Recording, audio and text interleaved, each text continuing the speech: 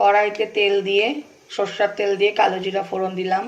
তারপর যে মটরশুঁটির খোসা যে আমি ছাড়িয়ে নিয়েছিলাম সেটা ধুয়ে নিয়ে তার মধ্যে লঙ্কা চিড়ে এটা আমি কড়াইতে দিয়ে দেব।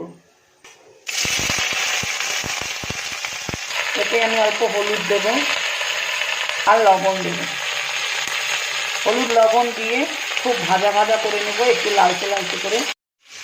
এইভাবে ভেজে থাকবো যতক্ষণ না লাল হয়ে যাচ্ছে। এই যে আমার খোসা ভাজা হয়ে গেছে, এখন আমি নামিয়ে ঠান্ডা করে তারপরে মিক্সিতে ঘুরিয়ে নেব। এটা হয়ে গেছে। যদি আমি পাটায় বাটতাম তবে আর ভাজতে লাগতো না, তবে মিক্সিতে একটু যেহেতু জল দিয়েছি তাই জন্য আমি আবার কড়াইতে একটু নেড়ে চেড়ে নেব।